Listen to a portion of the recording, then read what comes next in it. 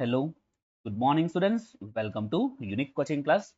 વિદ્યાર્થીઓ, આજે આપણે બીકોમ સેમિસ્ટર 4માં ઇંગ્લિશ સબ્જેક્ટ વિશે પૂરી ડિટેલ્સમાં ઇન્ફોર્મેશન મેળવીશું અને કયું ઇંગ્લિશ છે તે યાદ રાખજો. AEC છે. ઓકે, SEC નથી, AEC છે. તો આજના વિડીયોમાં ઇંગ્લિશ સબ્જેક્ટમાં જે સિલેબસ છે તે પેપર પેટર્ન અને જે ટોપિક છે સિલેબસમાં એ દરેક ટોપિકની પ્રિપેરેશન કઈ રીતે કરવાની, ઓકે, એ બધું આપણે જોવાના છે, બધું સમજાવીશ અને સાથે સાથે એનું મટીરિયલ બી તમને મળી જશે. તો ચલો સ્ટાર્ટ કરીએ. સૌથી પહેલા સિલેબસમાં જોઈએ ટોટલ 4 સ્ટોરી આપેલી છે સ્કિલ રિલેટેડ. ટોટલ 4 સ્ટોરી છે. સૌથી પહેલી છે સેલ્ફ એસ્ટીમ સ્કિલ, સેકન્ડ છે કસ્ટમર રિલેશન સ્કિલ, ત્રીજી છે cross cultural communication skill and holistic and visionary skill. Total 4 story છે. પેપર પેટર્નની વાત કરીએ તો અગાઉ તમે સેમ 1, 2, 3માં જે પેપર પેટર્ન હતી બસ એ જ પેપર પેટર્ન છે, એમાં કોઈ નવો પોઈન્ટ એડ થયો નથી એમ. ઓકે, પેપર સ્ટાઇલ એ જ છે. સૌથી પહેલો ક્વેશ્ચન આવશે MCQ. ટોટલ તમને 12 MCQ પૂછશે, એમાંથી 10 લખવાના છે, 10 માર્ક્સ. સેકન્ડ ક્વેશ્ચન એમાં ABC. ફર્સ્ટ હશે short answer type question. Okay, જે સ્કિલ રિલેટેડ ક્વેશ્ચન પૂછશે, ટોટલ 4 પૂછશે, એમાંથી 2 લખવાના છે, 4 માર્ક્સ, એટલે એક ક્વેશ્ચનનો 2 માર્ક્સ છે. ત્યાર પછી expansion of an idea and proverb, 4 marks, 2 આપશે, 2 માંથી કોઈ પણ એક લખવાની રહેશે. And last case study or real life experience, 7 marks, એમાં પણ તમને 2 આપશે, 2 માંથી એક, ટોટલ 25 માર્ક્સનું પેપર હશે. ક્રેડિટ 2 છે. ઓકે, હવે વાત કરીએ આ દરેકે દરેક ટોપિકની પ્રિપેરેશન કઈ રીતે કરવાની તે એમ. તો ચલો આપણે શરૂઆત કરીએ. પહેલા short answer type question. Total તમને 4 પૂછાશે, 4 માંથી 2 લખવાના છે. તો હું તમને ક્વેશ્ચન આપી દેવીશ, ઓકે, એની PDF આપી દેવીશ, એ તમારે રેડી કરી નાખવાના છે. ઓલમોસ્ટ એમાંથી 99% એમાંથી આવી જ જશે. ઓકે, તો કયા કયા ક્વેશ્ચન છે જે શોર્ટ ક્વેશ્ચન 4 તમને પૂછાઈ શકે છે, એટલે 4 પૂછાશે, એમાં તમે જે 2 લખવાના છે તે. તો જે ફર્સ્ટ ચેપ્ટર છે સેલ્ફ એસ્ટીમ સ્કિલ, ઓકે, એમાંથી આવી શકે છે what do you understand by self esteem. Second છે why do you think some people feel superior to others, and third છે ઇન્ફરિયર ટુ અધર્સ. ઓકે, બંને સેમ જ છે, એકમાં સુપરિયર, એકમાં ઇન્ફરિયર. ફોર્થ છે why is good self esteem important for personal growth and finding employment. એના પછી જે fifth, what kind of role do you think self esteem play in work place. Okay, જે first story છે એમાંથી આ 5 question important છે, આવી શકે છે.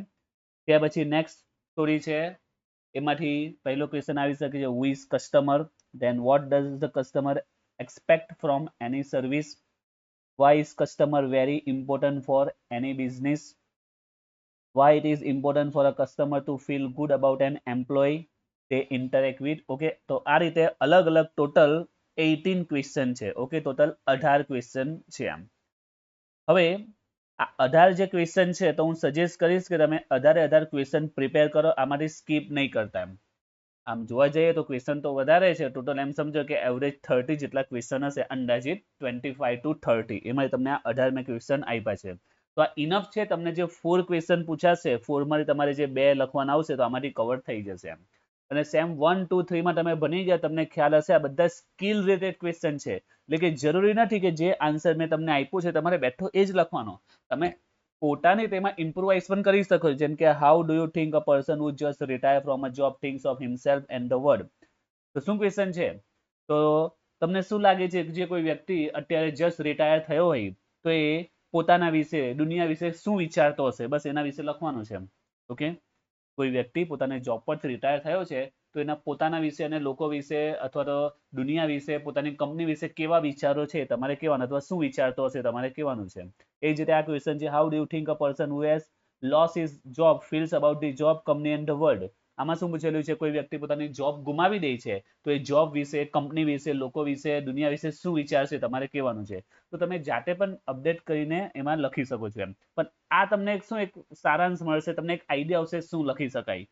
ઓકે, હું એમ નથી કે આ બધું મોઢે પણ કરો, 2-3 વાર વાંચો, વિચારો, સમજો અને એક્ઝામમાં પછી જાતે લખજો. હા, જો તમને લેંગ્વેજમાં પ્રોનાઉન્સ મીન્સ જે સ્પેલિંગના વોકેબ્યુલરીમાં થોડો ઇસ્યુ હોય, તમે એટલા ક્વેશ્ચન થોડા મોઢે કરો, અમુક વર્ડ્સ મોઢે કરી દો અને સ્પેલિંગ મોઢે કરી દો, પણ જેટલું તમે જાતે લખી શકશો એટલું બેટર છે. એમ તો આમાં શક્ય તમારે જાતે વિચારવાનું છે.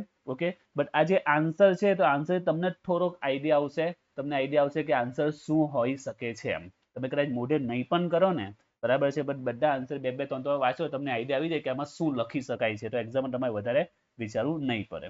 ઓકે, તો ફર્સ્ટ શોર્ટ આન્સર ટાઈપ આપણે ક્વેશ્ચન જોઈએ, એટલે સેકન્ડ ક્વેશ્ચન છે શોર્ટ આન્સર ટાઈપ ક્વેશ્ચન, 4 માર્ક્સના પૂછ્યા છે, 18 ક્વેશ્ચન છે, કરી નાખજો, એમાંથી 100% આવી જશે. ઓકે, ત્યાર પછી વાત કરીએ જે કેસ સ્ટડી ઓર રિયલ લાઈફ એક્સપિરિયન્સ. ટોટલ તમને 2 પૂછ્યા છે, 2 માંથી 1 લખવાનું છે, 7 માર્ક્સ. તો શોર્ટ આન્સર ટાઈપ ક્વેશ્ચન મેં તમને 18 આપ્યા છે, તમારે શક્ય હોય તો 18 બધા જોઈ જજો. ઓકે, હવે જે રિયલ લાઈફ એક્સપિરિયન્સ છે તે તો ટોટલ 4 જ છે. કેટલા છે? ફક્ત 4 જ છે. અને આમાં હું તમને સામેથી કહું છું, આ 4 માંથી તમે કોઈ એક સ્કીપ કરો તો ચાલી જશે, બટ બાકીના 3 પરફેક્ટ કરવા પડશે કન્ડિશનથી. બરાબર છે, આ 4 છે, 4 માંથી 2 પૂછાશે, 2 માંથી કોઈ એક લખવાનું છે, એટલે તમે કોઈ એક સ્કીપ કરી દો, પ્રિપેરેશન નહીં કરો, ચાલી જશે. ઓકે, કોઈ એકને તમે ઇઝીલી સ્કીપ કરી શકો છો. તો જોઈએ કયા છે 4 રિયલ લાઈફ એક્સપિરિયન્સ. ફર્સ્ટ છે, in a paragraph of 150 words write about how your mother and father try to balance their lives and responsibility with their own dreams and wishes. Ask them what would really make them happy and why they think so. તો આમાં થોડું વધારે તમારે લખવાનું આવશે, because marks પણ વધારે છે, 150 વર્ડ્સ કીધા છે અને 7 માર્ક્સ કીધા છે. તો અહીંયા પણ હું તમને જે અગાઉ કીધું તે જ કે આમાં પણ તમે જાતે ઇમ્પ્રોવાઇઝ કરી શકો છો, બટ આમાં તમને સજેસ્ટ એ કરું કે આમાં તમે રેડી કરી નાખો, આ મોઢે કરી નાખો, બીકોઝ 4માં તમારે 3 જ મોઢે કરવાના છે. તો કોઈ પણ 3 તમે મોઢે કરી દો એમાંથી આવી જ જશે. ઓકે, 4 કરો તો વેલ એન્ડ ગુડ, પણ જો 4 ન થઈ શકતા હોય તો એટલીસ્ટ 3 તો પરફેક્ટ કરી નાખજો. ઓકે, સેકન્ડ છે, in a paragraph of 150 words write about a person who has either a superiority complex or inferiority complex and explain how this false understanding of one's worth is unhealthy for the individual and the organization. ત્યાર પછી third છે, in a paragraph of 150 words write about an employee who did not treat his or her customer well on account of the latter's old age. The workplace may be an context, not necessarily government office. And the fourth છે, in a paragraph of 150 words write about a business person or anyone who traveled to other countries and had both positive negative experience at the immigration counters in airports. Total આ 4 છે, 4 માંથી at least 3 perfect કરજો, એક skip કરો કરી શકાય છે, અને જો 4 કરી શકતા હોય તો ઘણું સારું છે. અને મેં તમને શરૂઆતમાં કીધું તે આ બધાને તમને પીડીએફ પણ મળી જ જશે. ઓકે, જે જૂના સ્ટુડન્ટને ખ્યાલ જ છે કઈ રીતે મળશે તે, અને જો કોઈક નવો સ્ટુડન્ટ હોય જે ફર્સ્ટ ટાઈમ ચેનલ પર છે તો એને કહી દઉં છું કે એ તમને વોટ્સઅપ પર મળી જશે આ બધી પીડીએફ. ઓકે, 8849183735. ઓકે, તો વોટ્સઅપ નંબર પર જસ્ટ તમારે મેસેજ કરવાનો છે, same for English material and your name.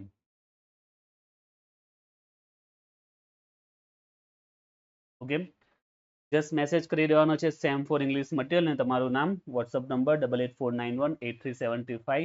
Okay, તો આ જે શોર્ટ આન્સર ટાઈપ ક્વેશ્ચન છે, ત્યાર પછી આ real life experience case study છે, એ બંને પીડીએફ મળી જશે. અને સાથે સાથે આ જે expansion of an idea and proverb છે એ પણ આજના વિડીયોમાં આપણે કવર કરવાના છે.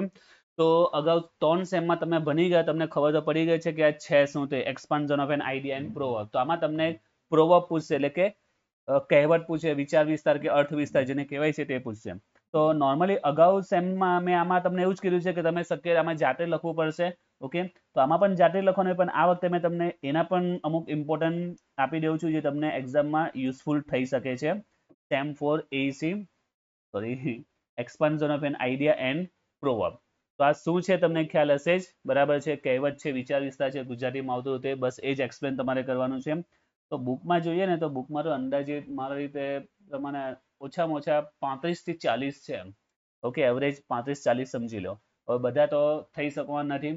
ઓકે, તો સિમ્પલ જ છે. અગાઉ પણ જો સેમ 3 વખતે પણ મેં તમને કહ્યું હતું કે ગુજરાતીમાં જો તમને વિચાર વિસ્તાર પૂછે, તમે કંઈ મોઢે કરવાની જરૂર, તમે જાતે લખી શકો છો, બસ એ ઇંગ્લિશમાં કરવાનું છે, બસ આટલો જ ડિફરન્સીસ છે.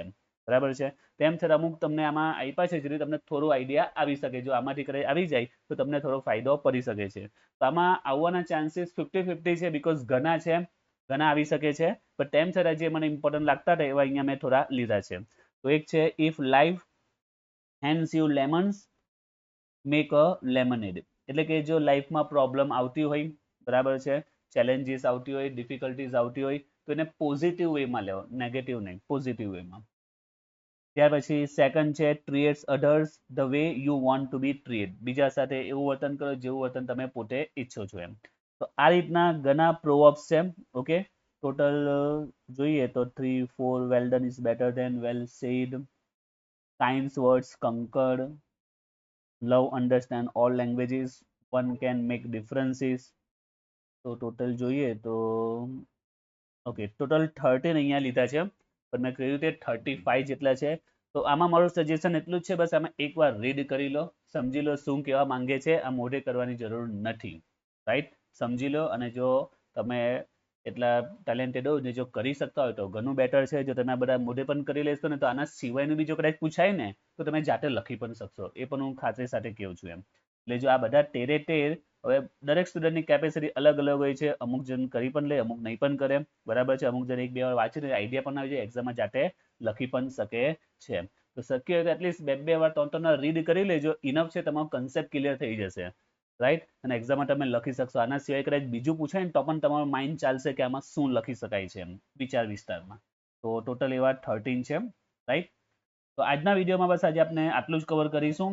હવે એક જ ટોપિક બાકી રહી છે, એ છે MCQ, એ આપણે નેક્સ્ટ વિડીયોમાં જોઈશું. તો આજના વિડીયોમાં આપણે આ ત્રણેય ટોપિકને કવર કરી લીધા છે, અને મેં કહ્યું તે રીતે કે આ ત્રણેય ટોપિકની PDF તમને WhatsApp પર મળી જશે, 8849183735 નંબર પર તમારે શું મેસેજ કરવાનો છે. ઓકે, જે મેસેજ કહ્યું છે એ રીતે વ્યવસ્થિત મેસેજ કરો.